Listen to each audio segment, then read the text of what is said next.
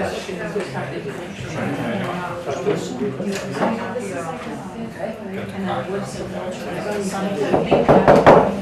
the Newport City Council meeting to order for Monday, September 18th, 2017, 6:30 p.m.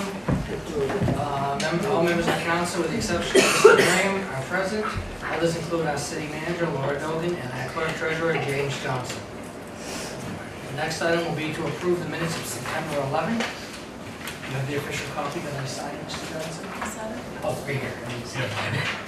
Mr. Mayor, I'll make a motion to approve the minutes of 11 September 17. Motion been made. Is there a second on the minutes? Motion made and seconded. Discussion?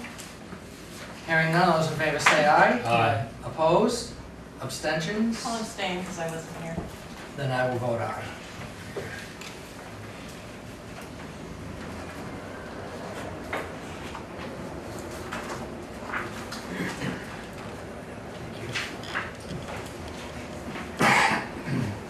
Next item is comments by members of the public, and we have Lori Grimm. Hi, my name is Lori Grimm. I live here in Newport City, and I've written out my comments, so hopefully. In response to an article from last week in one of our local papers, I would like to make a correction. I was not outraged, as reported, about the 25% increase in my overall property taxes. Concerned, maybe, but not outraged. It was a bit strong. It does concern me, though, that the actual land values in some areas have increased 30 to 45% throughout the city. Just the land values. And I'm left wondering if this is consistent with other areas of Vermont.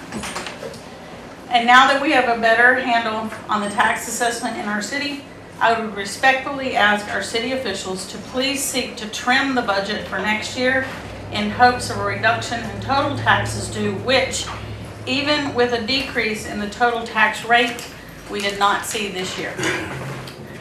My second comment is in response to the upheaval over the past month or so in regards to the discovery sessions held by White and Burke. I've come to the conclusion that a simple explanation by our city manager and NCRC, who I believe has taken the lead in this process, as to how this process was to proceed, would have gone a long way in answering the many questions now being asked. We as citizens and taxpayers are concerned about this situation, even though it really involves a piece of private property in the midst of our very public downtown. While my mother always told me, you don't have to tell everything you know, in this case, and because the city made a big announcement of seeking and being awarded grant funds to hire the consultants, a general timeline or explanation of the process would have answered for me and maybe others many questions without so much opposition. I want this process to succeed, and I want Newport to come out better in the end. Thank you. Thank you. Mr. Carty, you have you signed up? I hope I'm going to try to stay to 2 minutes, but I might get you some way I can have maybe a minute or two more to put this to rest. First of all, I want everybody to know when I came in here and I was talking on it, I was not pinpointing any one person at that table. And I was not pinpointing NCRC. When you read stuff in the paper again, like this reporter was not going to be allowed in. You read Mr. White's statement about reports being given out and the public is being told to stay out of it.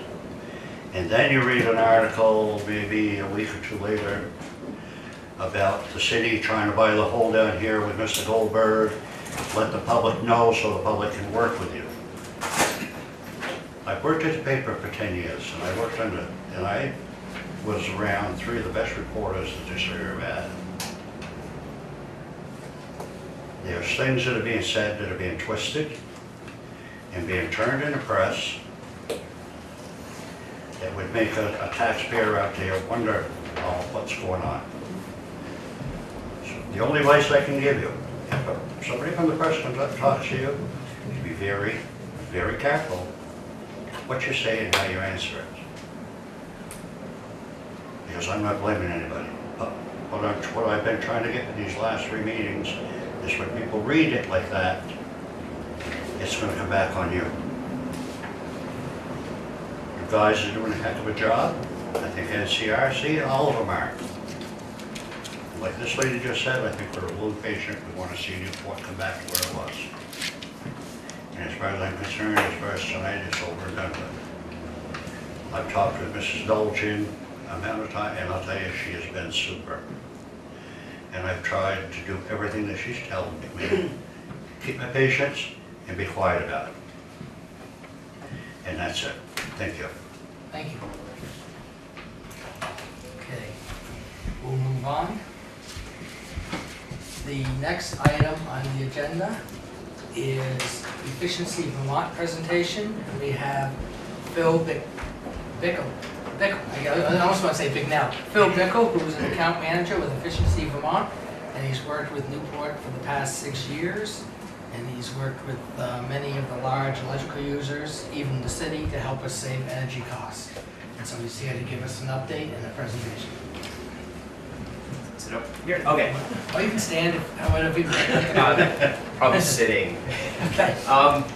Thank you, Mr. Mayor. I just, at the request of Laura, I just wanted to come in and give just sort of an update to the City Council. We have been working on some efficiency projects for the past few years, as you mentioned, with the city for several years now. We have some ongoing efficiency projects at the wastewater facility, so working with Public Works to provide support for engineering analysis to develop or to look into the feasibility of replacing some equipment over there to help it run more efficiently. And this is something that came out of an assessment that Efficiency Vermont paid for working with the city a couple years ago. So this is sort of just some ongoing work.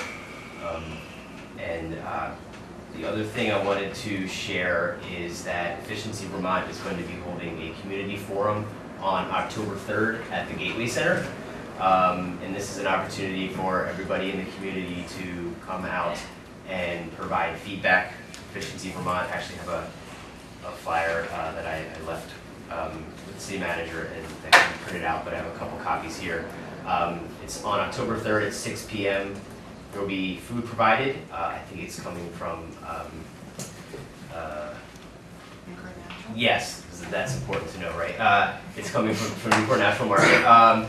And again, it's an opportunity for everybody to come in and meet our new director, Karen Glitman, as well as just provide feedback on Efficiency Vermont and help us tell us what's working well, what needs to be improved so that we can continue to work for the state and as we work for our planning for the next couple of years. So there's an opportunity to go online and RSVP to this forum. And there also, I think, will be an event page on Facebook where people can RSVP as well. The last update I wanted to provide is that Efficiency Vermont next year is going to hold a targeted community initiative in the Newport area, and this is a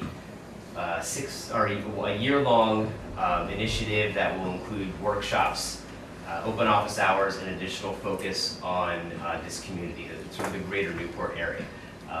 We work with the Agency of Commerce and Community Development. We've been doing this at a couple other towns and cities around the state over the past 2 years, and just wanted to sort of give a preview that this is something that's going to be happening next year. So there will be more information as it's made available and as we work with the local business community groups as well. So those are just sort of the main things I wanted to cover. If anybody had any questions, I'd be happy to. Can I offer, Phil, that Sure. the community forum is going to happen at the Gateway Center? Yes. And that we've posted your link on our website for what that's worth. And I just got that poster tonight, so I'll post that on our website as well. Because we Yeah. Thank you. Yeah. Appreciate it. And I know we've worked with Efficiency Vermont on quite a few projects. We've changed a lot of street lights out, to be LED lights. It was quite a process that I think worked extremely well. We sometimes we remove more than we should have, and we moved a few around to better place them, but we should be. I don't know if we've noticed any savings yet on the bill, we should. We have noticed some savings, and one of the projects we're excited about with Efficiency Vermont is the work that we're looking at doing at the wastewater treatment plant. That will require a pretty substantial investment, but Efficiency Vermont has determined that the savings on that will come within 5 years. So that's something that I'm not sure we'll be able to pursue it during this budget session, but it's on our radar. That was an audit that Efficiency Vermont conducted just before I came here, 2015 Yes. perhaps. And we've been pursuing that outcome since then, and I think that's going to be a very good thing for the taxpayers. Yeah, and that is the engineering analysis that we're waiting for. That will help provide, that's basically getting third party to come in and do this engineering assessment to basically give a more concrete idea of what the costs are going to be and the best fit for the new equipment that would be recommended. It's a good thing. Anything from the council members? So the forum again is October 3rd, 6 to 7:30 p.m. at the Gateway Center. Great time for people to come out and learn more about Efficiency Vermont. I happened to meet the new director last week at the MVDA board meeting, so it'll be a chance for the public to come out and meet the new director. And also providing feedback too. That's really the main goal of that is just having, speaking out in front of the community. Great. Thank you all. Thank you. All right, Thank you, I'll Phil. see you then next Thank you. event.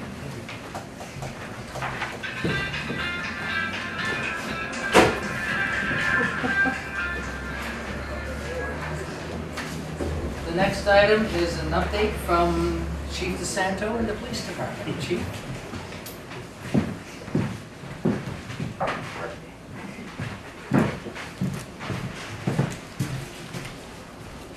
Good evening. Good evening. Appreciate the opportunity. We've got just a couple of handouts here. I'll explain them a little bit. We'll give you two, one for Mr. Miriam. The first page that I just passed out to you is kind of a synopsis of the packets. I wanted to give you the packets in case you want to delve into the numbers a little bit further. Kind of, it's just a quick synopsis. Oops, sorry.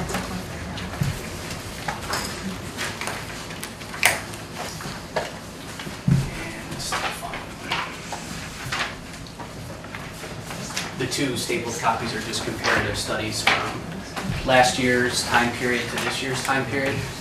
The date was April 7th to today, September 18th.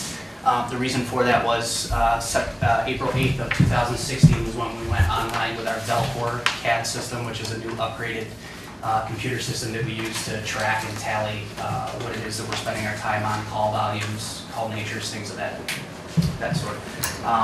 So that's what the two packets represent. You'll see just underneath the bar graphs at the top, the time period from April 5th, 2016 to September 18th, 2016, and then April 5th, 2017 to today's date.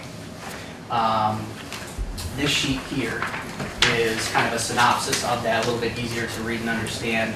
But what I want you to understand is that these do not represent the number of calls that we are responding to for each one of these incidences. This is based on the percentage of call volume that we respond to these. So, for example, far and away, the largest one is traffic stops. So, 27.92% of the volume of calls that we are going to are traffic stops. But a traffic stop may take 5 minutes, where a burglary investigation could take over 3 days, multiple shifts and multiple officers following up, interviewing witnesses, etc. This in no way, shape, or form indicates the time spent on these types of individual calls. I'm happy to answer any questions about that. I know you probably need a minute or two to look it over, but that is kind of the quick synopsis of where the call volume is for the Newport Police Department. Just kind of some broad updates. I'm just going to kind of spit out some of the things that are big on our horizon right now, and I'd like to take some time to answer any questions that you guys might have. But first and foremost is recruiting. We've had We've been down an officer since about May of this year. We had one officer transition. We then had the ability in this year's budget to hire a second officer.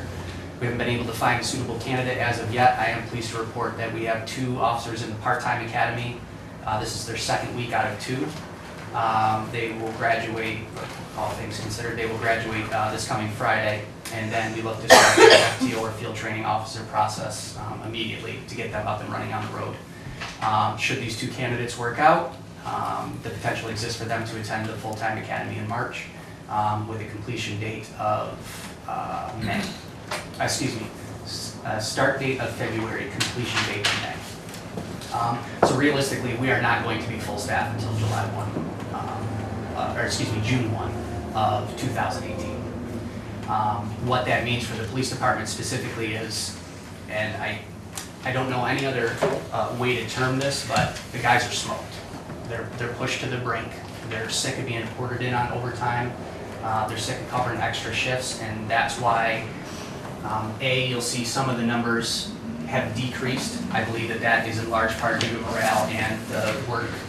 I don't like to use the term work conditions because the conditions are the same. You don't know what call you're going to face from day to day, but the repetitive nature of the work and not having enough time off, coupled with the fact that we switched to the 12-hour shifts. I believe if we were full staff, those would be a benefit to the guys. Right now, they're seen as a detriment.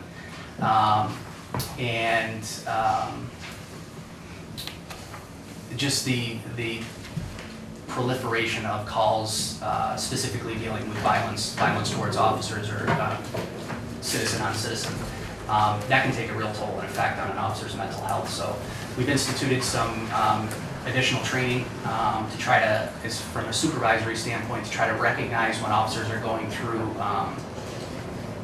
burnout, what we refer to as burnout.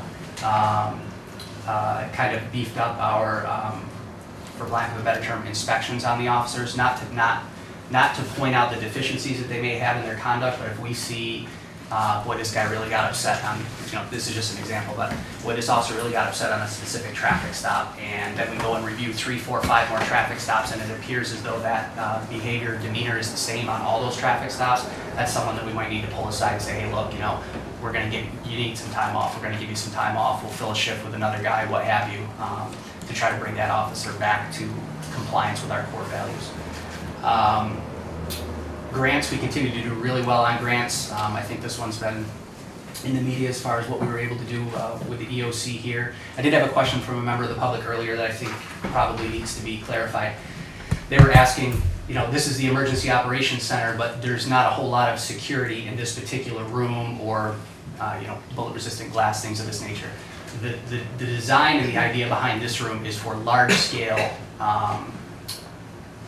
consecutive day incidents. So, and I'm just throwing out examples here, but a dam breach or a natural disaster or planning for the centennial, things of that nature, where we need to get multiple agencies or multiple facets of local government on the same page, where we have a place where we can come and brief them. For a dangerous or ongoing incident involving the potential for violence, that is going to continue to be done through the mobile command platform that we have and have used in the past. So at no time would we utilize this space for something where we think public safety or security could be at risk.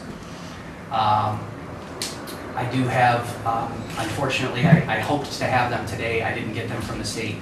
We have been awarded a few additional grants. I'm a little leery about talking about them at this time because I don't have the grant agreements in hand, but I have been advised that we did receive some additional grants. One, I think a little over $60,000, and the second one for an additional, I think it was $4,500, but again, I don't have the agreement, so I'm a little hesitant to speak further about those.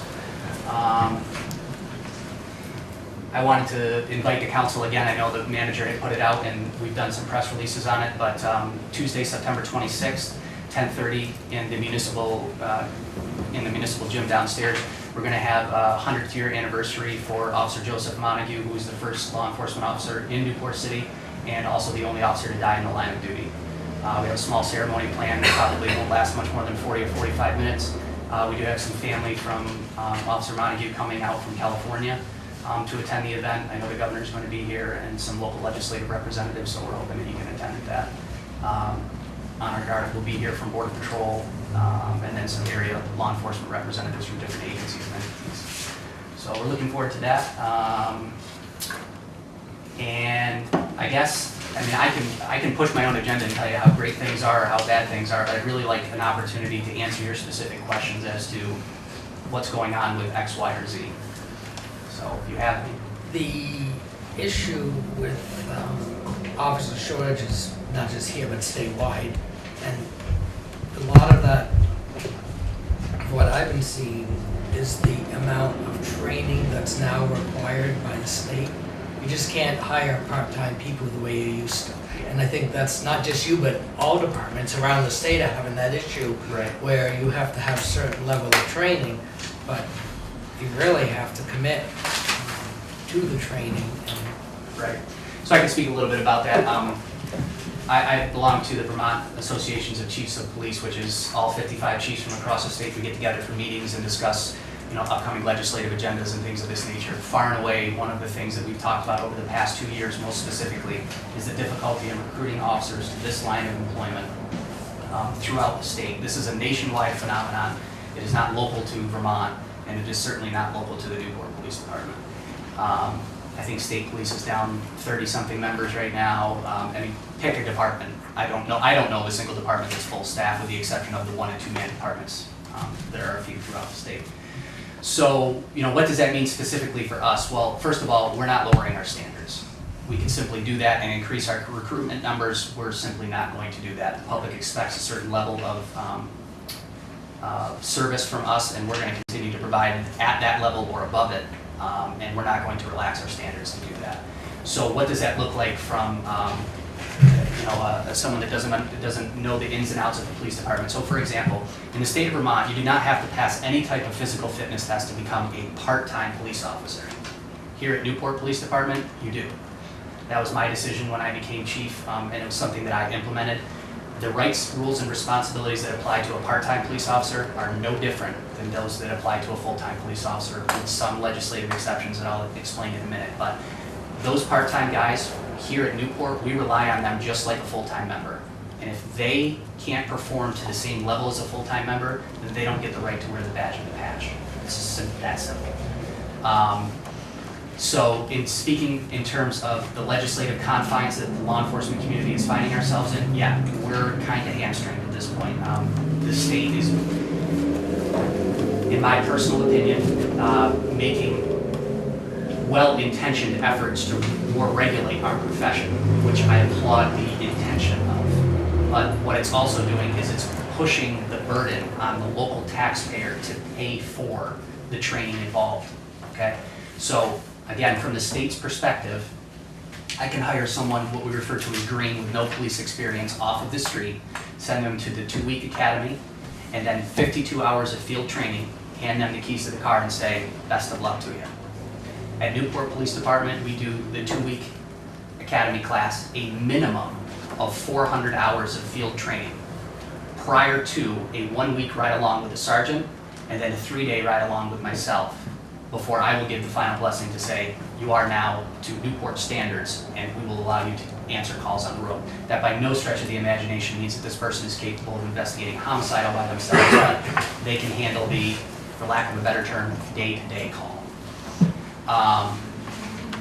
The more robust training program that you talk about, the full-time training program, and what we're trying to transition to is a strictly full-time department, requires 4 months at the Vermont Police Academy in-house. That is paying the officer at their full salary, but we're not receiving, and I don't like this term, but I don't know how to term it any different, we're not receiving any benefit from that officer on the road. Yes, they're learning, but we're not able to send them the calls, get them to answer, so on and so forth.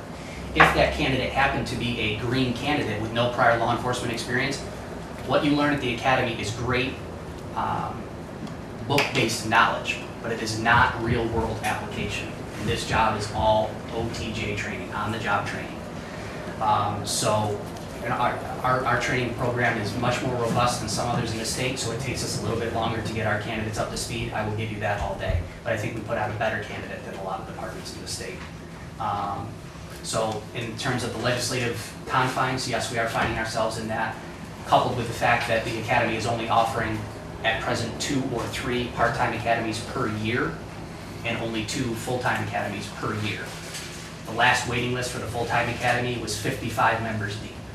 So that meant that after everybody had passed the PT, physical fitness, background checks, and the 9 other steps that we have before you even get to say, hey, I might get hired by Newport PD, they had to go through all of that. Now I have to wait 55 spaces before I can get I didn't bring that issue up, I knew that, So those are some of the confines towards recruitment that we're facing right now. On top of that, and probably no surprise to you, this is not a very popular job nationwide right now. There aren't a whole lot of people lining up at the door saying, boy, I'd love to go do that. And I can tell you that with these 2 part-time candidates that we're sending and looking for full-time, this is the first time in my 10-year tenure that I have ever had to look outside of my own ranks to fill positions. We have always had a cadre of part-time officers that were chomping at the bit to get in here. And again, that's a nationwide phenomenon. I don't think it has anything to do with this area or this department specifically. It's just what the law enforcement community is facing as a whole. So I hope that answered. Yeah. Any other questions? I heard a rumor that you were appointed to the governor's opioid task force. Is I that was. true? Yes. Congratulations. Thank you very much. Appreciate it. It's a lot of work, but I'm glad to be able to represent the Northeast Kingdom voice because I think a lot of focus is on Rutland County and Chipping County, so I'm glad to be able to do that. We have a pipeline right up the highway, unfortunately. Indeed, we do. Yeah, just take a quick gander at Yes, this. Surprises me that 2017 timeframe is less time for drugs than the year before. Yep. But usually it would be going over. Right, so that's why I wanted to caution you about the volume of these calls. The reason for that is Newport Police Department is not documenting the drug calls. The Vermont Drug Task Force, because we have a detective assigned there, is handling those calls. Okay. So we had, back in February, I'm sure you remember, Operation Borderline. Yeah. That was a 38 arrest operation, took over 2 years in planning. That is the largest drug operation that Newport Police Department has ever done. It is the only OCDETF investigation that I'm aware of to ever occur in the Northeast Kingdom, and a direct result of the work of our detective in there doing that. So I know he has multiple other investigations pending that I can't really comment on at this point in time, but to say that the numbers would be drastically less than what we saw previous would be inaccurate. Okay. Anything for the chief? No, go ahead. You're just looking around. So thinking back to a year or 2 ago when you were short-staffed and reassigned the school resource officer. So I think, if I'm correct, that now you have one in special investigations and one in the statewide task force. Have you been contemplating pulling back another one of those? Yeah, that conversation has come to fruition quite a bit, and I want to be able to tell you guys, the council, and I want to be able to tell the members of the public that public opinion doesn't drive what we do at the police department, but we as a department, and me specifically because I made the decision, but we as a department really took it on the chin when we pulled back on that SRO position. And I knew that that was coming. I knew that was going to happen. I'm in constant consultation with my sergeants to say, you know, how far can we push it? How far can we continue at the staffing levels that we're at? And then balancing that decision with, do we pull the plug on the SIU position, which effectively may put it into non-existent, or certainly diminish its capacity by a considerable amount?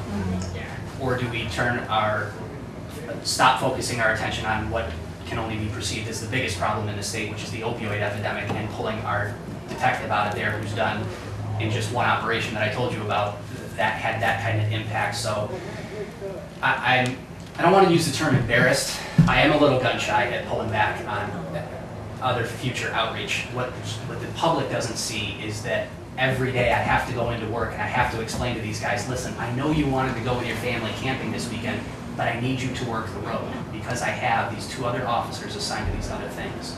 And I'm very thankful that the sheriff's department stepped up and that SRO position has been filled admirably, thank you, by Deputy Ingalls. I think he's doing a fantastic job, and we're very thankful and fortunate to have someone of his caliber in there. you know, to say, could we assign another officer to a different type of task force or something else, and just, we're stretched way too thin. And my focus at this point in time is to try to get back to numbers where we consider ourselves full staff before we look at any outside projects. Hindsight being 20/20, I think I hit the gas a little hard, and I'm kind of roping it back in now and saying, look, you know, you got to take care of home before you can take care of everything else. So that's definitely a lesson learned in my short tenure here. And for the one that's on the SIU, Yes, sir. what is the percentage of what she has to do is Newport versus the rest of the county? Yeah, good question. So we're covering the county, I think, on that. absolutely, and actually we're covering more than that. We're covering Orleans County and the northern half of Essex County. Yeah.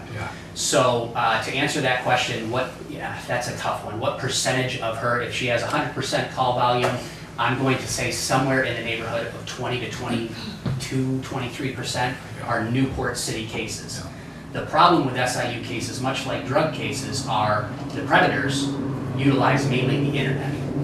So how do I say that if a case is in, say, Charleston, that is not a direct or immediate threat to the juveniles within the Newport City limits because of all of the ability of the internet to connect everyone, so on and so forth. You know, it's really hard to say. So if you want to nail it down to how many victims were in the city of Newport, I'm going to say somewhere between 20 and 22%. How many potential victims have we averted? And there's no way for me to put a statistical number on that. Will we reimburse for that position? Yes, so we're reimbursed $60,000 a year for the SIU position, and the drug task force position, we are reimbursed in full. So whatever the officer costs us is what we get back. SIU caps it at $60,000. 60. Is that reimbursed by the county or the state?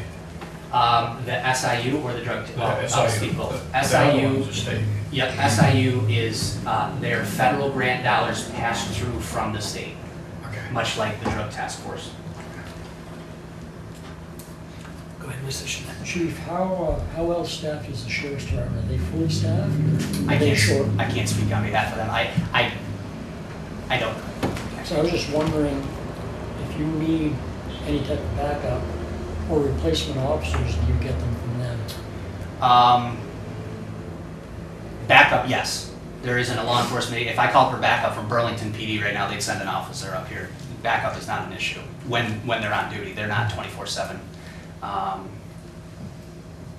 To say that I can call the sheriff's department and say, hey, I'm so short that I need a deputy to run strictly Newport City calls, I haven't gotten to that point yet. Sheriff's not 24 hours. We are the only Because 24/7 state police, agency. they go home at whatever time it is too. So we're the only one that's 24 hours. Correct. In this and Essex County. That's what I'm hearing, right? And is that 7 days a week? Us, yes. And And of we'll have course, a minimum of 2 officers on duty for that 24/7 period. it's not like you can just have one officer now, not with the type of cases. I mean, some of these calls you go to, I wouldn't want to be by myself. Yeah. Yep. For safety, Yeah, it's for just- public safety It's a aspect. different dynamic that we're working in nowadays, so. Yeah, not like the days in the past. Right. But as far as, that's the catch-22 I can see you're in. Both the drug task force and SIU are so critical. They are. I mean, we've seen the fruits of, you know, the fruits of both of them. You know, cases that have been brought over there because of the SIU, that Yeah. bad cases. And it would be very in poor taste of me not to mention the job that the state's attorney has done over there. I don't think I've ever had as strong a working relationship with that office as we do currently. Yeah.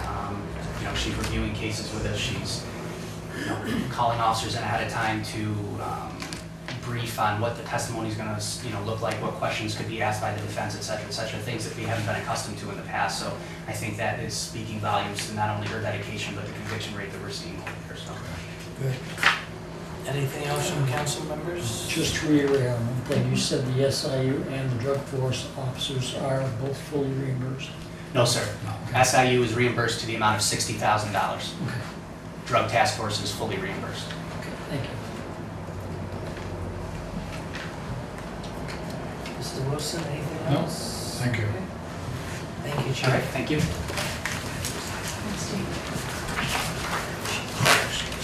Ask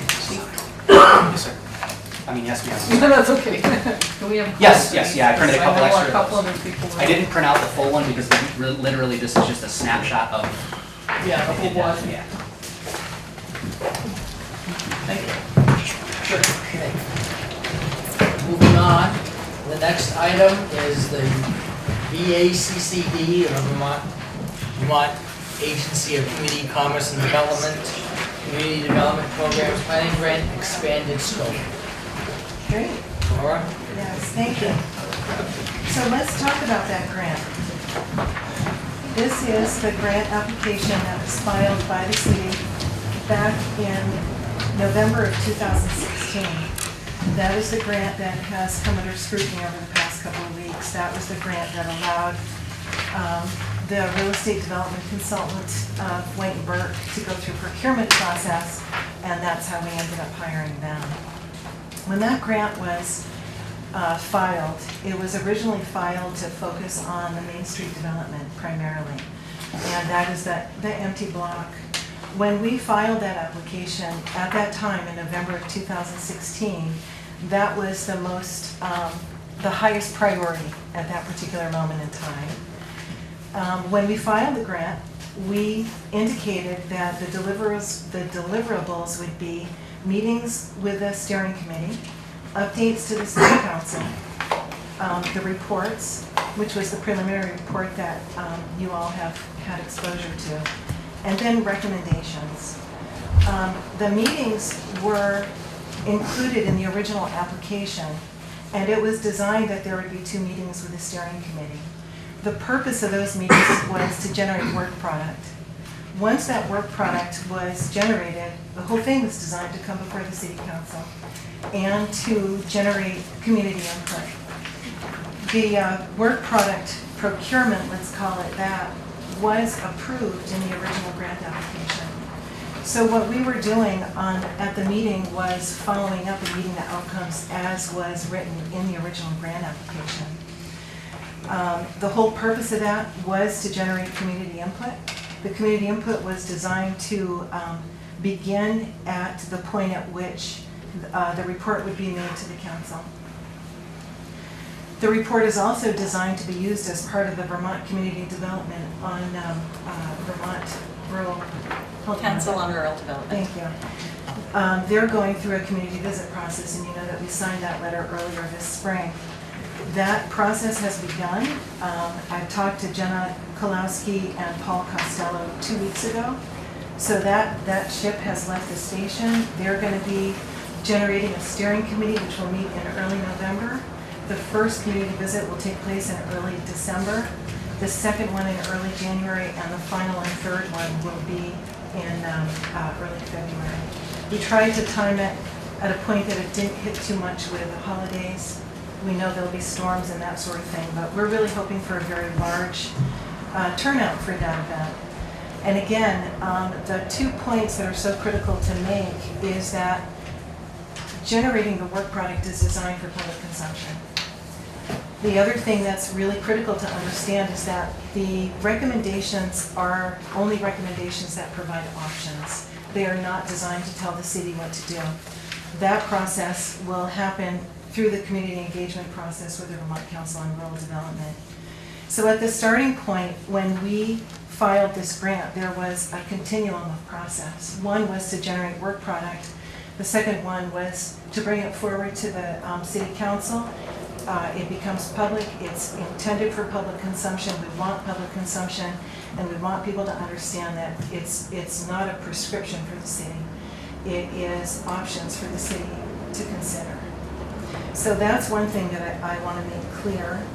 The next thing that I want to make clear is, as you know from the meeting, a lot of resources were generated, which we're very excited about. The first resource is that Preservation Trust offered to pay for another appraisal.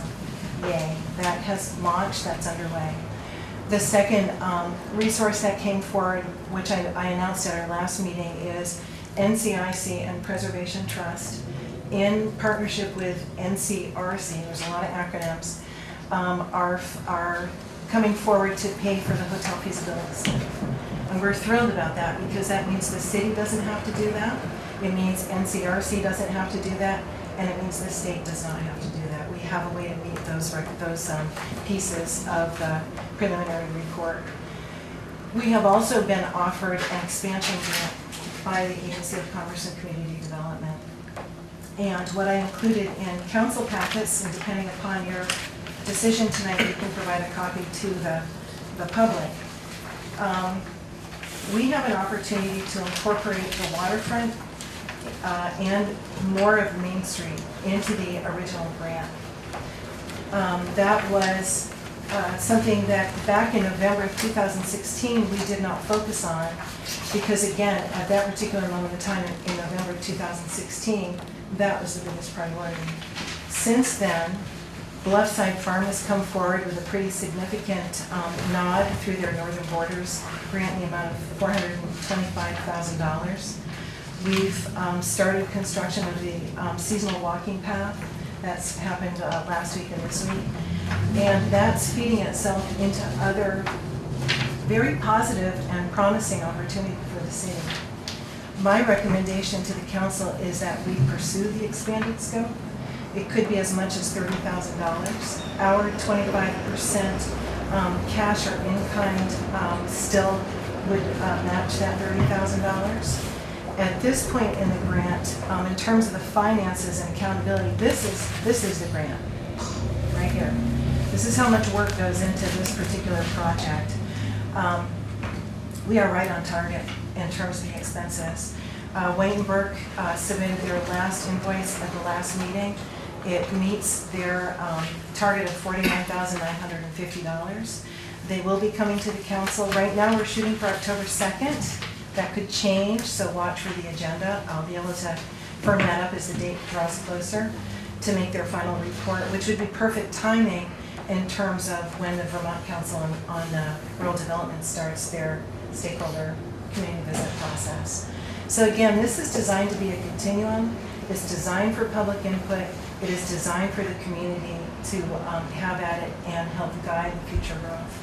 But we're developing work product to be able to do that. There's no ill intent, there's no secret meetings. What we're doing is we're following the grant as it was submitted. I don't know what more to say about that. So in terms of the expansion, if we could just turn to that, please.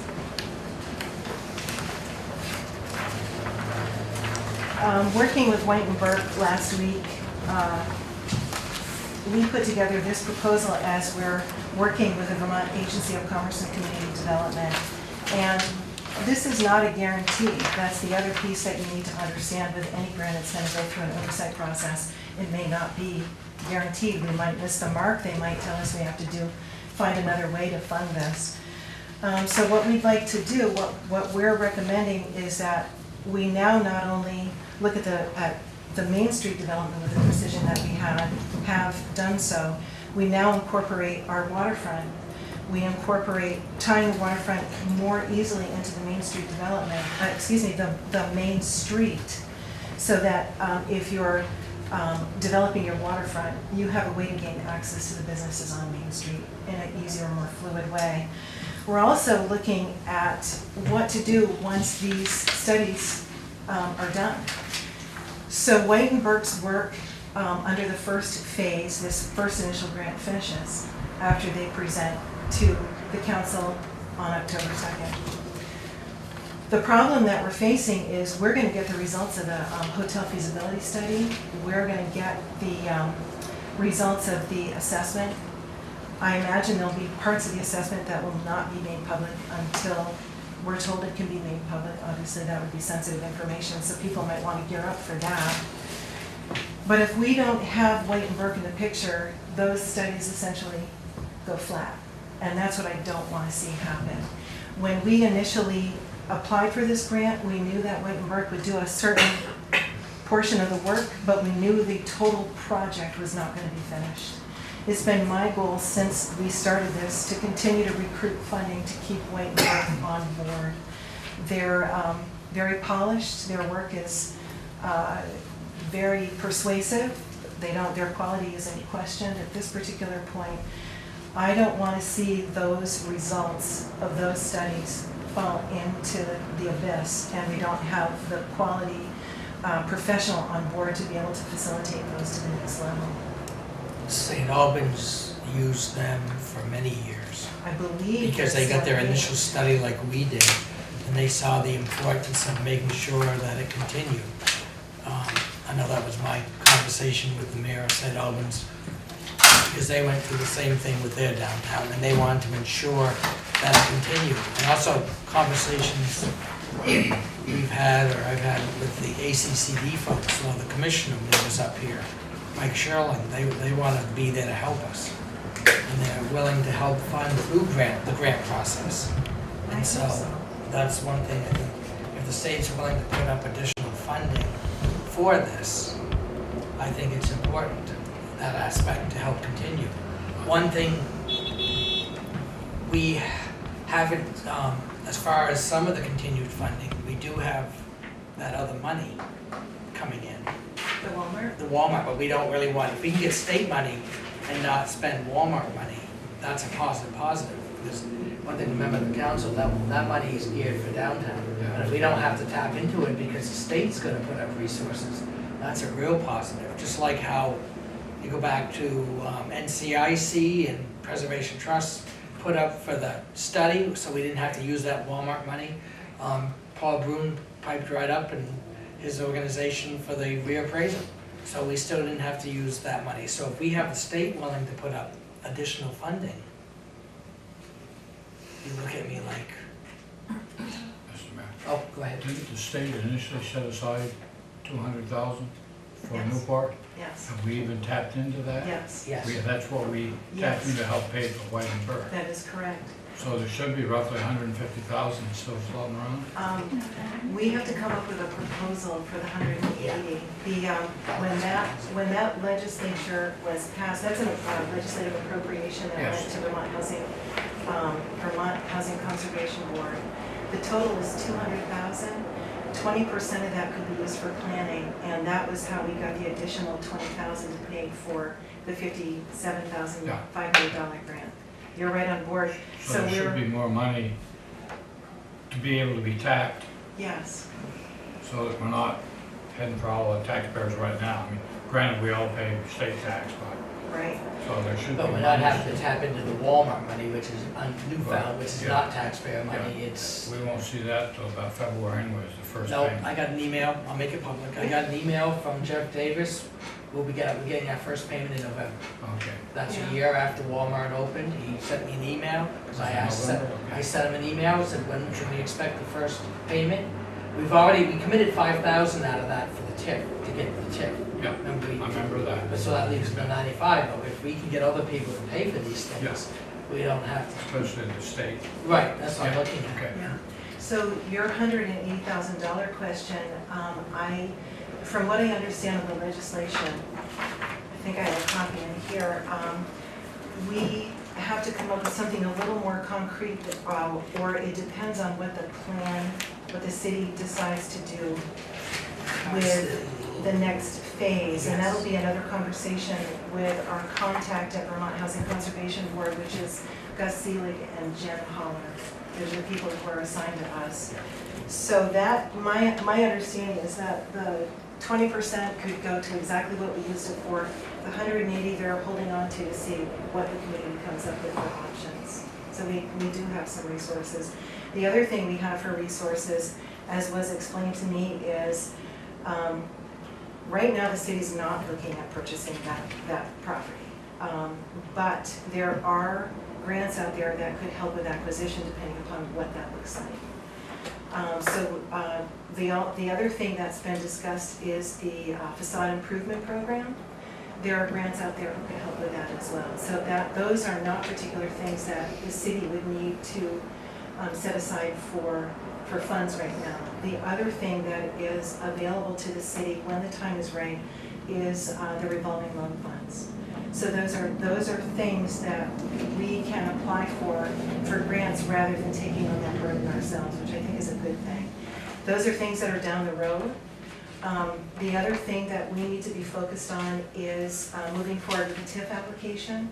That TIF application is going to take about 18 months. My understanding is that it's rather complex. And we have received a proposal from a firm that is willing to assist the city go through that. So that's something we can tackle a little bit later. You'll probably have that come before you in the fall through our budget process, because we don't want to lose sight of that opportunity as well. So if the TIF takes about 18 months to go through the process from application to approval, during that 18 months, I suspect there's going to be a lot of activity in this community to determine how best to use that TIF. At first blush, I think the city, because it has to be used on major infrastructure, could be looking at stabilizing Main Street and 2nd Street around the site, possibly doing a parking garage. You know, but those are, it's too premature for me to insist that that's where we go. We have to go through the process to make that determination. So all these things are happening in steps and in chunks, and we want to make good decisions. So the most immediate thing that we can control is applying for the expanded scope, recognizing they might say no, no thank you. They might, and you know, if they do, we're going to go right back to square one, and I'm going to come back with another proposal. So this is not something that we're going to let drop.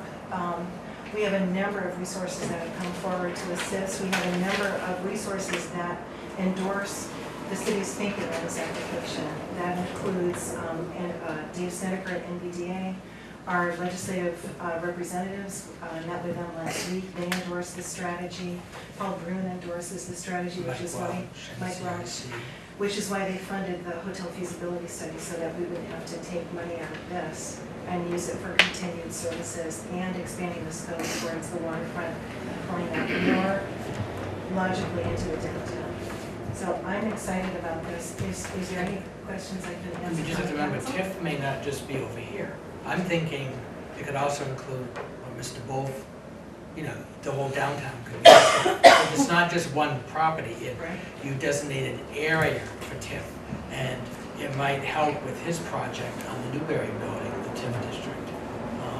This all plays into the critical aspect of the designated downtown, and whatever gets developed, we have to remember the sales tax reinvestment aspect.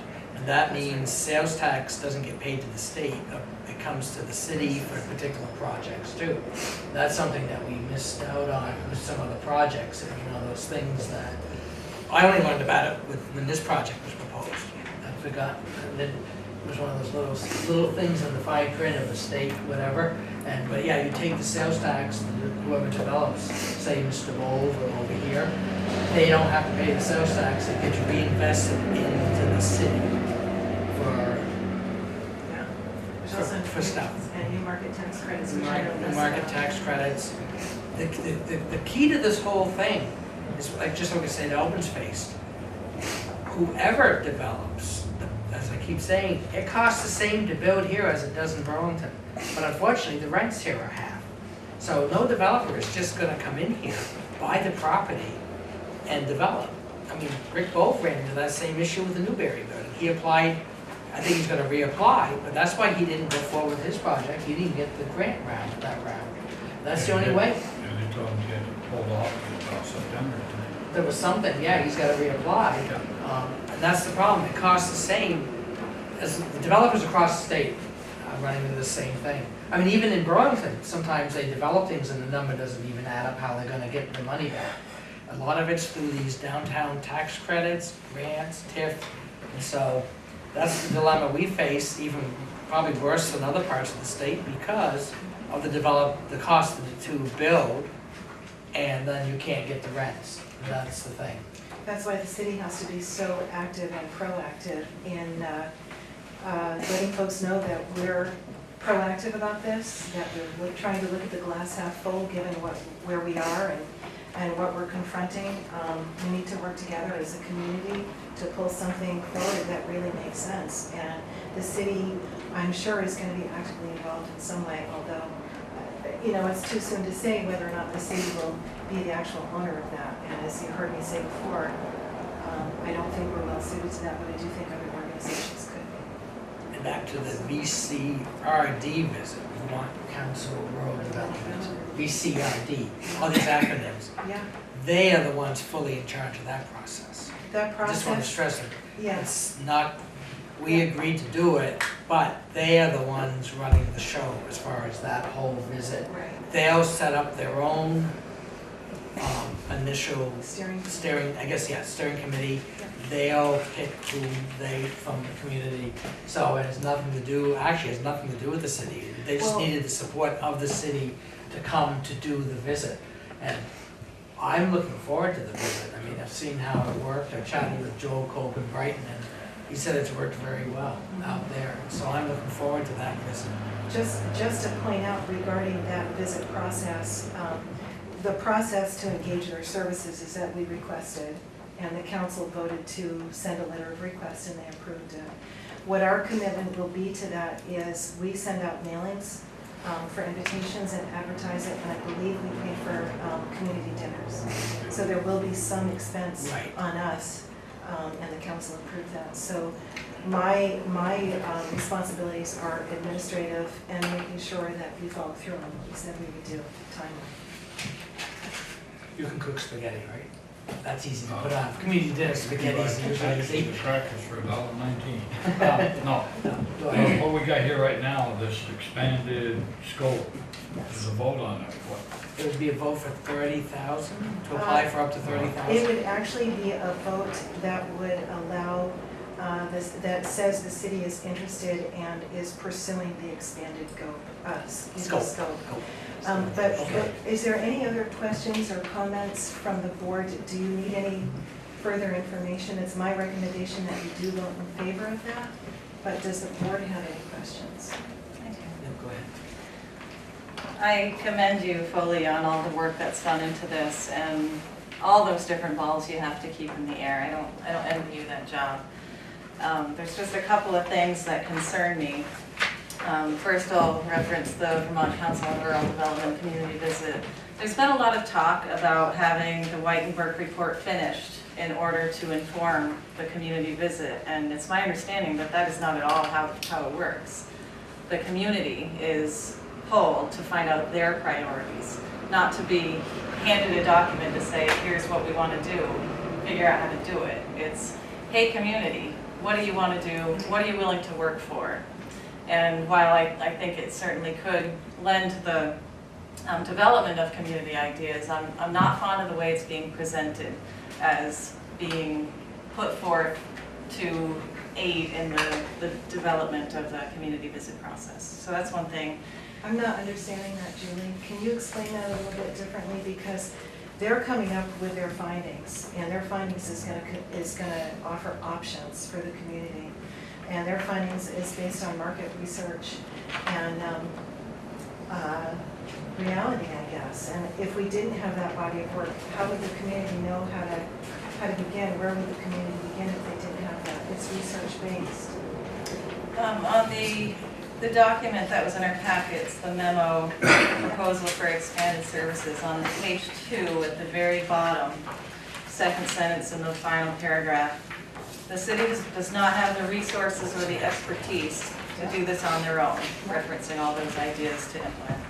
The role of the NCRC Downtown Steering Committee and the community through the Vermont Council on Rural Development's community visit process will be vital to a successful transformation. I'm just concerned about the emphasis put on NCRC and the input from the professionals. I just want to make sure that the emphasis is on the community, which is what the visit process is all about. I don't know how better to address it. I don't know how better to reassure you. You know, they're coming up with a baseline to present to the community. The community's gonna go through it. I don't know how better. What they're referring to, that nobody here has the expertise, they're talking about begin discussions with the receiver, or develop the new appraisal, or deal with the results of what the appraisal is gonna inform, or the hotel feasibility study. And those might not be the community's priorities. We can't hand the community the priorities that we, the administration, want them to have. That's my point. We also can't be stagnant. We Right. can't spend. So again, this is a body of work that can pull people Sure. forward. I hear you, thank you.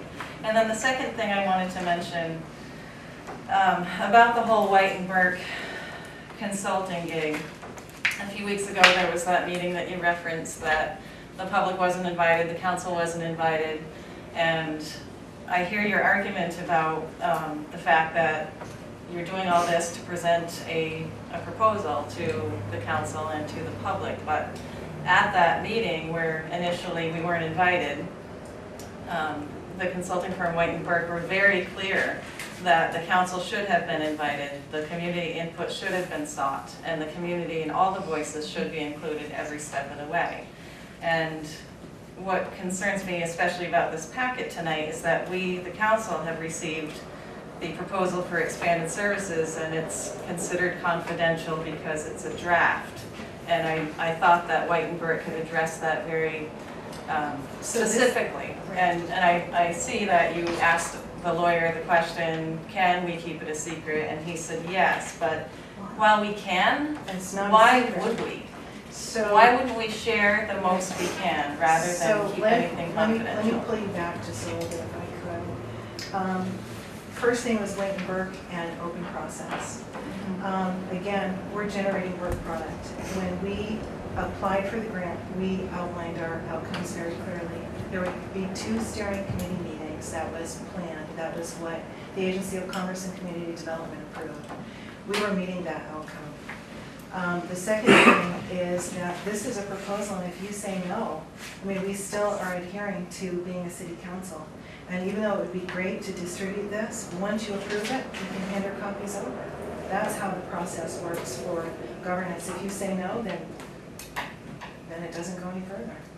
That's it. So, you know, I'm trying to balance a whole bunch of different requirements. One is to stay true to the city governance requirements of having a council meeting and giving you information and following all the rules that I have to when it comes to confidentiality. The other one is, if you guys approve this, hand your copies over. It's a public document. So I'm balancing it all, and that's my position, and you'll probably get more documents with that memo on it, because I have to walk a very fine line, and so do you. So, you know, there's 2 outcomes: public right to consume and your right to conduct your business the way that the statute says that you can. And I would prefer to err on the side of transparency. This is completely transparent. Challenge me, go ahead. This is transparent. We are following the process that we said we would do. We are generating a document that is for public consumption. We have a system already set up to handle that public consumption, and you have an opportunity for a grant expansion that I wholeheartedly recommend the city council approve tonight, or you're going to lose out on the opportunity, and there's nothing more that I can do. I'm not looking to lose out on the opportunity. I'm asking that we be more open from the beginning with the public. When we keep these things private until we approve them, we're not allowing public input, and that creates suspicion. You have a right to go through your process as a council member, and that is what we're doing. We are generating a work product for the council, for the community to consume. We want this to be public, but we also need to generate a work product, some of which is sensitive and is not for public consumption.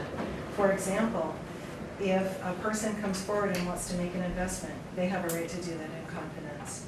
And that did not happen at the meeting that you were at. So again, we have a very delicate balance. The whole idea is to generate a work product for the public to consume. We can go round and round. I'm not changing my opinion on that.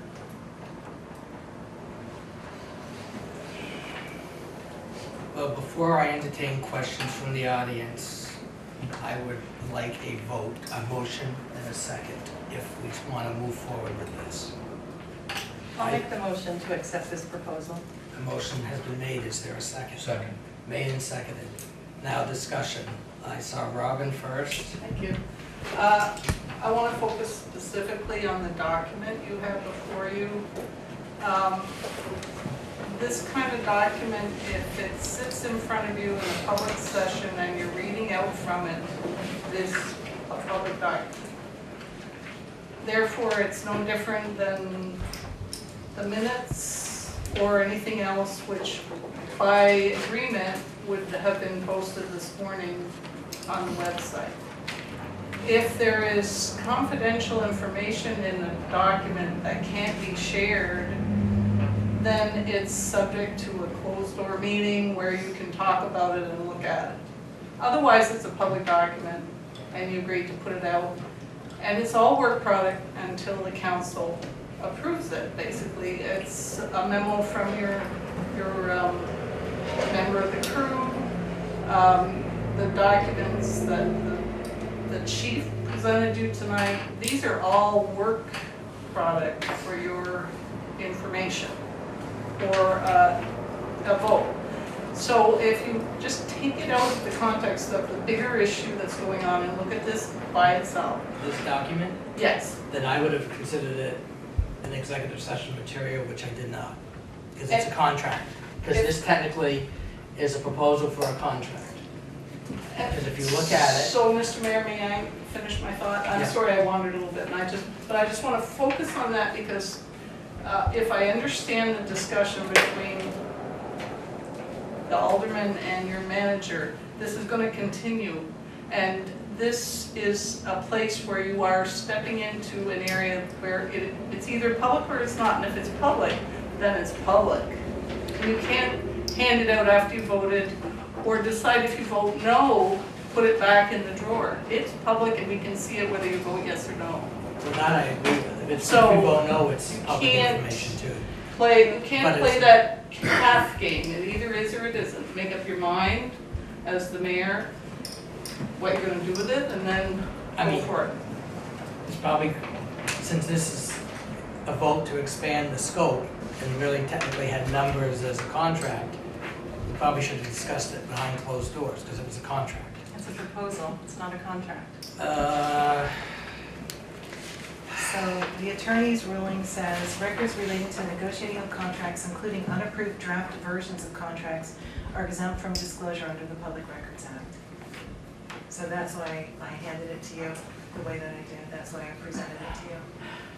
And I reiterate, you can't talk about it in a public session and read from it, and then Right. say it's not a public document, because it is now. It is public now. So, I mean, that's the problem. No, You've I got have to figure out agree what with you do Robin on with it. It is public now. I mean, probably we should have had it as an executive session. But I would, no, I'm not gonna go there. I won't go there. It's water over the dam. I'm not gonna, we keep festering on stuff. But and I'm No, not trying- this, not this. I'm talking about something else that was I'm made trying to comment. help clarify. No, no, your I'm issue. not cussing over you. This is I know. another thing that I was gonna say, But but I'm not gonna May say it. I add a point before I defer to my colleague, if you were going to recognize him next? I was. If you take a proposal idea, which is like policy discussion on what we're going to do next, which you had before you reached this point, and separate out, like, hey, we're going to do this for you in a contract, and here's the numbers, and if you don't like it, you can negotiate with them, whatever. That's two different things, and you can do it in two different ways.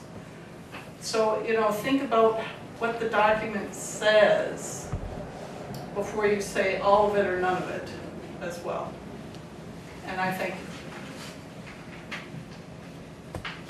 I just wanted to say something quite brief, which is, number one, that just because something can be confidential doesn't necessarily mean that it ought to be held that way. And I would argue that there is an advantage to sharing it with the public, whichever way the vote goes, in any event, because, for instance, if you voted this down and the members of the public read the document and said, that was a really good idea, the council behaved in a way that we think is irresponsible, then they have the ability to act on that opinion at the next election. Without that information, really the decisions at the polls are made on the basis of people's personalities, and everyone is very charming in this town. Thank you. Okay. Thank you. So ready to vote? No, What? Oh, I'm sorry. okay, no problem. I just want to say that, and I'm going to kind of speak to the process a little bit and as we move forward with this, because I am also very excited about the upcoming meetings and how the community is going to be involved.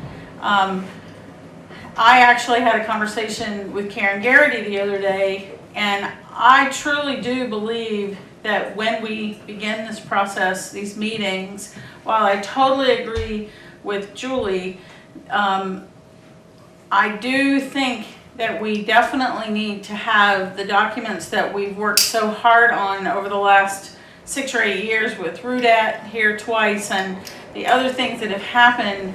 We can't start from square one. We need to have something there to say, hey, these were some ideas, not discounting the things that we come up with the new things that we come up with. So I just want to say that I am in support of making sure that as the process moves forward with the rural development group and the public meetings that we do bring those in to that. And I do think that the process up to now, I do happen to agree that in some instances, business people are not necessarily going to share everything they know in a public meeting because it's their proprietary business. And so I think, you know, we've tried to balance some of this, and I agree that this process needs to be as open as possible, but we also need to look at it from White and Burke's side, that they've got to talk to people who are going to be willing to talk to them. And if every meeting is an open meeting and everybody's there at every meeting, we won't get as full a picture as we could. I just want to make a comment. There have been many comments made how the steering committee and White and Burke are trying to dictate to the future of Newport. That is not true whatsoever. And I just want to say that the majority of those people on that steering committee work and live in the city of Newport. They've owned businesses for years in the city of Newport. So for people to come out and say that it's out-of-towners deciding or coming up with a report that's going to dictate to the public, that's not what it's for. It's a guide. And the majority of people on that steering committee are people who have been here all their life. And they're business people. And I think we have to take some fact that business people tend to know a lot of folks in the community too. And so I just wanted to say that, yes. Well, since we're sort of back on You that have, issue. I'm gonna actually, she was 2 minutes, I'm gonna limit you to 2 minutes, because she was 2 minutes. Yeah, that's fine. You can laugh at me all you want. I want to Well, you point. can laugh at me all you want. You Well, snicker and this laugh, is not in my 2 minutes. Well, no. Your conversation no. with someone else is not in my 2 You can minutes. start now. Fine. I wanted to point out that when a report is fashioned, based upon what a certain part of this community gives to Burke as White and Burke as information, and the rest of the public is not included, you don't get a report that fully represents what the citizens of Newport can give you in terms of their view about the economy, what can be put there, what best in the rest of the community would match with it. And Mr. White himself said that he was glad that some other community members had come and given him some information, but not all of us were invited.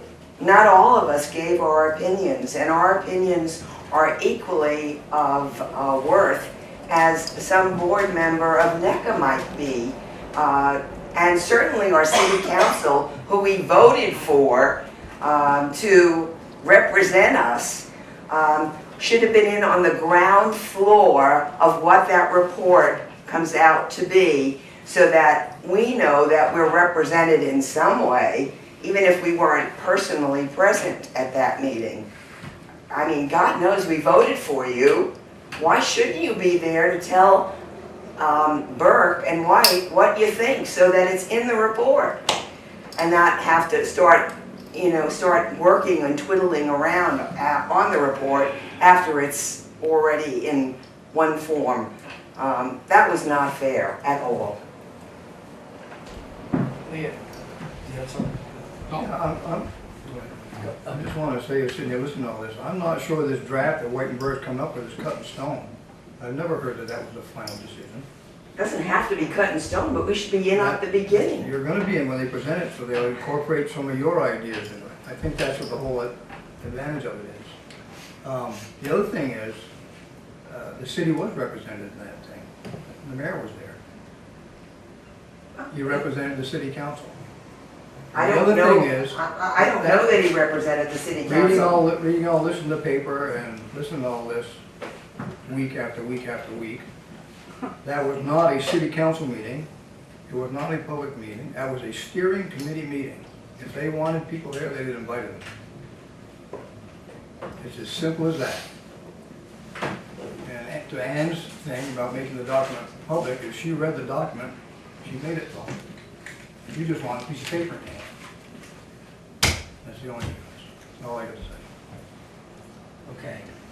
I'd just like to clarify that Whitenburg were very clear at that meeting that they thought the city council was invited, and they welcomed public input, and they were shocked that city council was not invited and had no knowledge of what was going on. I don't disagree with you on that at all, Julie, but that was the steering committee's decision, not Whitenburg's. Okay, thank It's you. the steering committee's meeting. They decided who came and who didn't. I didn't even decide, it was, It was never intended that the city council would be part of the steering committee. It was intended that the steering committee would be made up of the profile that the mayor described. I'm sorry, I didn't hear that. Can you say that again? It was never intended that the city council would be part of the steering committee. This was a grant in works, in the process. It was designed that subject matter experts would be part of the steering committee, and it was designed that the entire work product would then be handed over to the city on October 2nd in preparation for the Vermont Council on Rural Development's community visit. It was a continuum of effort from generating a work product to presentation and total consumption. okay, we have a motion and a second.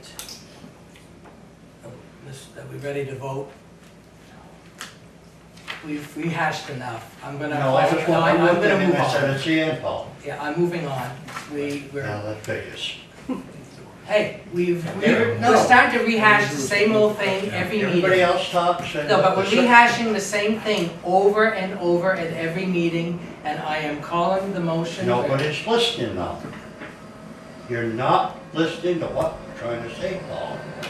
It's a rehash, and No, I'm it's not gonna not. get into an argument with you, Ken, I'm not gonna argue with anyone, the motion's on the floor, and we're starting to rehash the thing that happened at the last meeting, the meeting before that, and there's a time to stop the rehashing and move forward. This is a way of continuing the work, the state is willing to help with it, and that is important. This isn't a simple process, as I keep saying. You know, this is not a simple process. We could, well, let's just. But you're not listening to what some of us are trying to get across to you, Paul. I'm done, we're done. You're just not listening. I am listening, And that's but why we're rehashing the same thing over and over and over, and coming back to that meeting. And that's over with, and it's time to move on with this. We have this on the floor.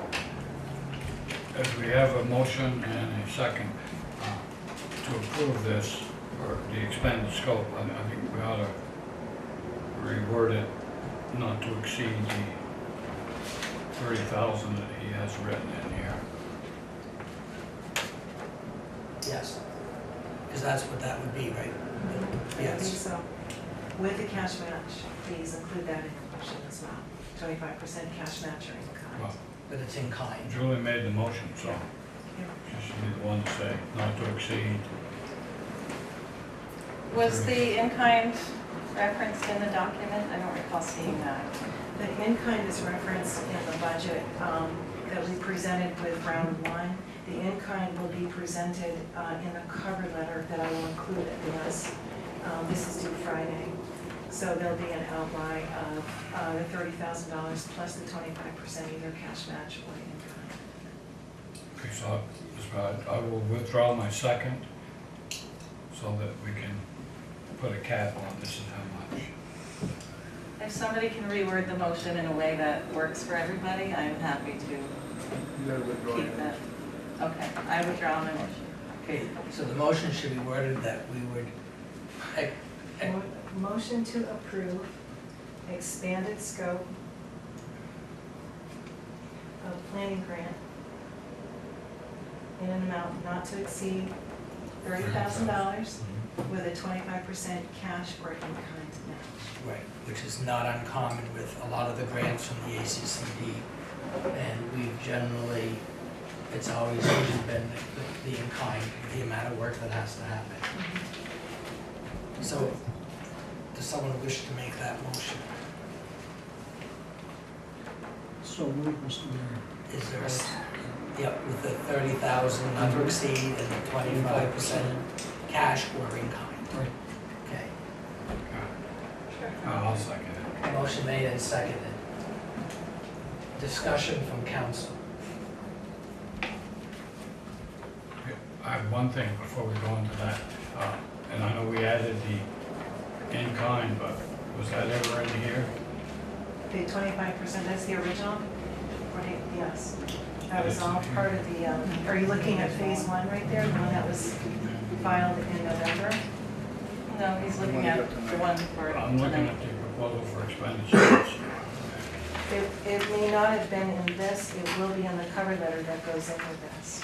Okay, So I'll be that's submitting- kind of I'll be putting a laying cover us letter. out for, we're approving up to 30,000, but now we're throwing in the scope. I can agree with it, but it should have been in this proposal to it. Actually, that's an ACCD, that's not a White and Burke. So this is from White and Burke here, up to 30, but ACCD, the state requires that's a state requirement, not a White and Burke. That's probably why it wasn't in here, right, Laura? Is Because that- ACCD requires either the 25 in kind or the, Right, which is what we had to do before with the other grant. correct. So I'll be submitting a cover letter covering this and it will come. Okay, we have, Yeah, perhaps I'm being a little stupid tonight, but I just wanted to understand, the grant is for $30,000? Correct. Okay, so the 25% is in addition to that grant. Great, just so I know. yeah, Okay, thank And we you. might not get it. There's a chance we won't get it. which is, that's common with these grants. No, I I'm just yeah. wanted to make sure I Yeah. understood it. Yeah. I have Some no, require less, some require nothing, but I- ACCDs generally, it's that yeah, match. yeah, I've written my share of grants, I know how that works, but sometimes I just wanted to make sure whether it was the total cost or the grant. Right, No, okay. Thank you. Anything else? Then, all those in favor say aye. Aye. Opposed? The ayes have it, motion carries.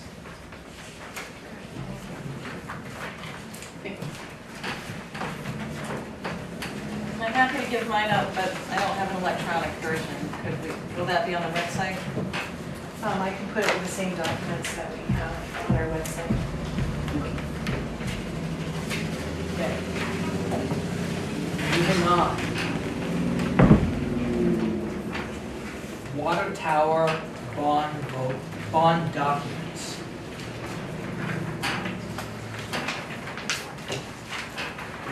We had a presentation at the last meeting,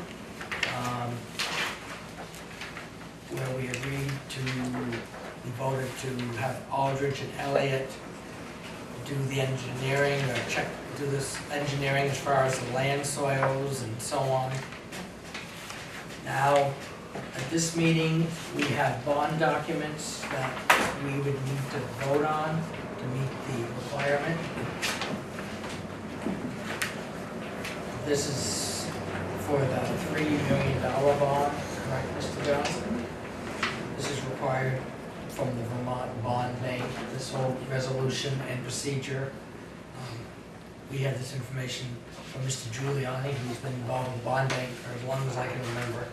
I've been dealing with him ever since I lived here. Yeah.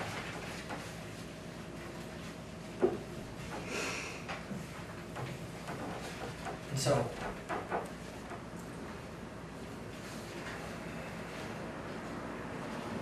basically, this is, we only sign the one page. Mr. Johnson signs all the other pages.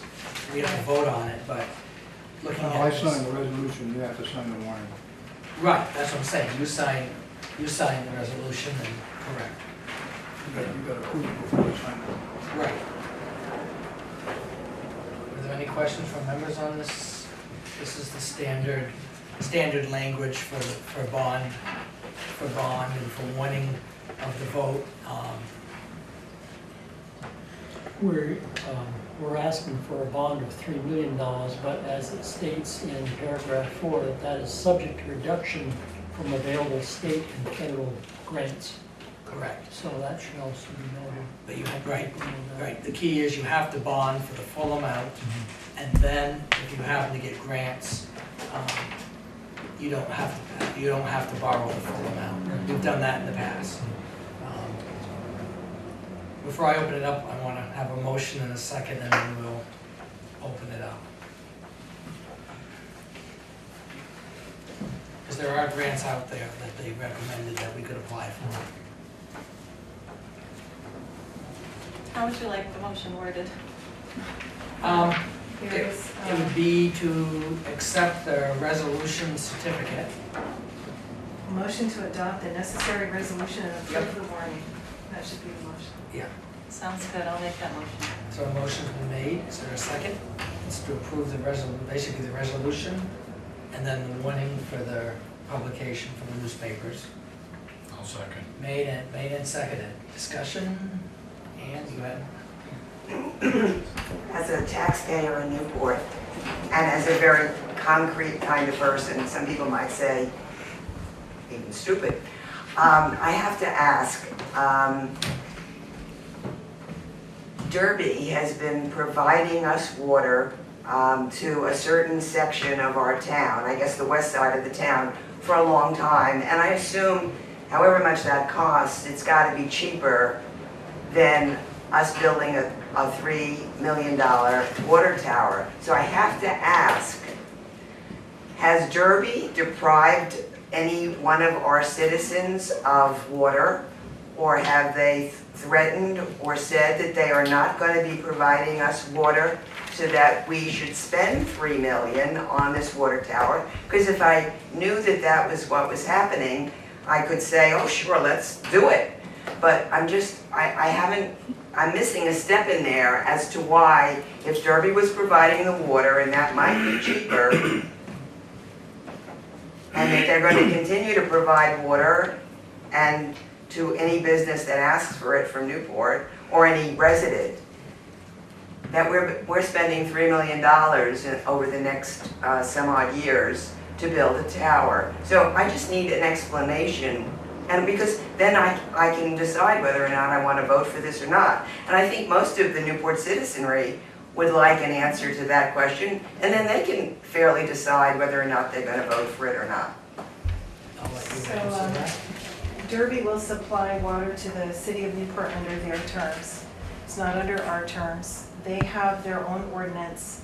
Their ordinance allows them to change their rates and fee structures quarterly. So when you get a bill from Derby, you will not know what your budget will be for that particular bill. They will supply water to the city of Newport under their terms, which means that if we have an opportunity for development, they get to authorize it.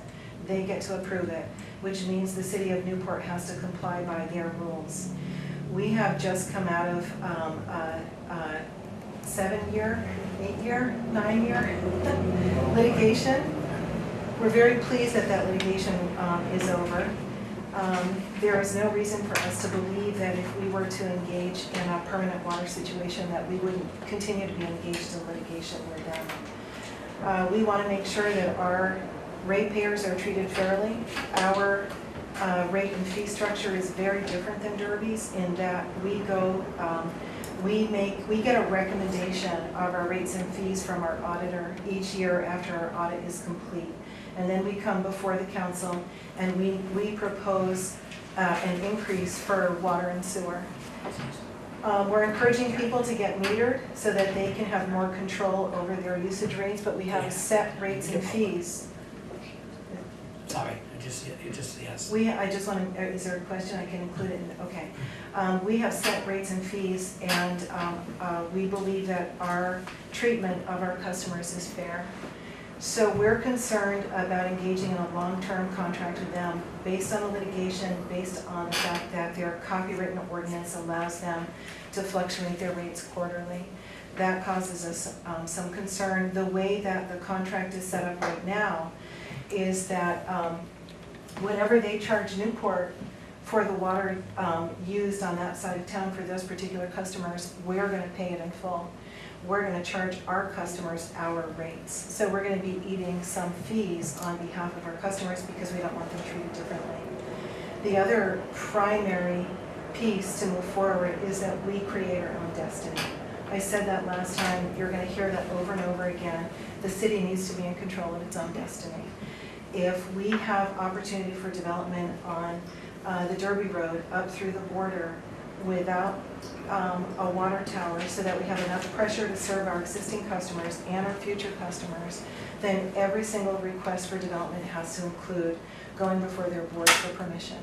We have more control by keeping it in-house. I can't stress that enough. Can I just say, Dennis brought up a good point. You asked if we were threatened to shut off customers. They did at one Yes. time. They threatened to shut off customers. I think I can make that public. Because that's, yeah, because they said a lot in the newspaper, so I'll say that. Yes, we were threatened. Mr. Shinet brought up a good point. So they did threaten. And the idea that they could say, no, you can't develop in the city of Newport because we're not going to provide you water, that harms us. It harms the city. And, I mean, It hampers our economic development. and yeah, it hinders economic development in the city. And we have the potential up on the Derby Road of the 120 acres on the left-hand side that the family owns there, that they is zoned, half zoned, I'll get to the second, sorry if I'm long-winded, but I'm just trying to get my thought out. Half of it's zoned residential, half of it's zoned commercial. So if you're going up there, that's a lot of future development. Also, there are 7 lots that we now, that we have access, that actually would be city, water, and sewer. And so, I guess that's, yeah. We control, as Laura says, we control our own destiny. Because they could basically say, no, you can't have water.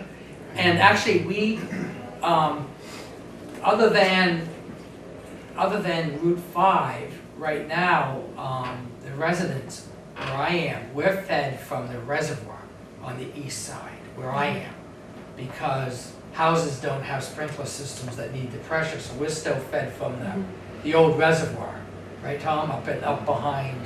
And part of this $3 million bond is also to repair the cover of the reservoir that the state is going to require. There's a second part to the question, which again is, as a taxpayer, based on zip knowledge, I don't know the first thing about water towers. When any department in the city buys a new vehicle, they're asked to get 3 different estimates, and you go with the lower estimate. We've not gone with different estimates. Is that because there isn't another company who does this, or questions out there? People are going to want to know that. Lisa Elliott answered that, right? The public, I can't remember what he said. Do you know? Well, the tower itself is very specialized. I do remember him saying that. The other aspect that we have to consider is this firm of Aldrich and Elliott have done every engineering and build for the city. They did our arsenic plant, they did our wastewater treatment facility, they've done pump stations. I don't think we would go to a different source for something as paramount as a water tower at this point, because it's all going to be connected. Were you referencing the construction of the tower or the engineering? The construction? Well, the construction as well as the engineering, because I assume that's all in the 3 million ticket. And if we ask for other estimates for a vehicle, why aren't we asking it? And it's Tom, just yeah, I want the expert. Tom, As Laura had stated, a water tower is a specialty item. Right. There may be 2 or 3 companies, and I'm sure when they solicit the bids, that we will get more than just one bid. Okay. But, you know, these companies, most of them are out west. It's not something that just any construction company would be building. But the engineering company is the one who's said the 3 million figure. Correct. Correct. But that money isn't going to them, is what you're saying. No. Oh, no, Okay. no. We approved 52,000 something at the, what? 62,000. 62.4 with 10,000 was the legal. It was 52.4 with Aldrich Elliott. And then they're going to get bids and Yes. and who will make the decision based on that? Just again out of curiosity. I know the reason, backtrack just a little bit to last week, the reason we want the vote in November is so that they can go out the bid in March over the winter when companies tend to not, when they're not as busy, so they come in lower with their bid, and so. I'd also like to add to what Laura was saying, with this whole process with the Village of Derby. Back in '99, when we built the system, was for a backup for the city of Newport, because at that time we only had one well. Right. And I can remember. So the one line that actually comes from the industrial park up to the reservoir, we utilized when we were drilling our second well. The village always said they could supply us with water. Well, they really couldn't meet the city's demands. So one thing, I don't want to be held a gun to our head saying we can't develop Derby Road, but on the other hand, I really don't truly believe they could supply us the demand needed for that type of development. So do we want to stop the growth in the city, which we truly need? Yeah, it's a lot of money. I understand that. I live here too. No, it's just about, but- let's have some clarity so that Yeah, we know we what just we're need to voting know, on. yeah. That's Transparency, just doing the work. It'll become ours after. Okay, so we have the motion and a second to approve not only the resolution but the warning. Any other discussion? Then all those in favor say aye. Aye. Opposed? The ayes have it, motion carries. I guess I have the original. This one, he gets that one.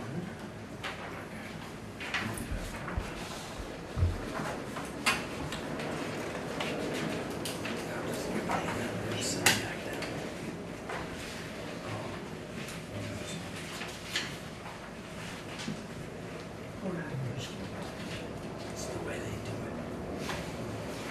Unfortunately. I think they base it upon like 3 people, I think.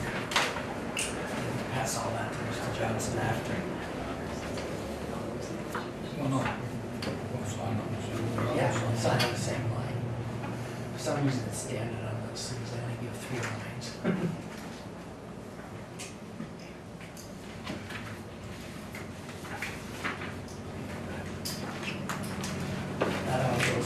All those copies go to Jimmy.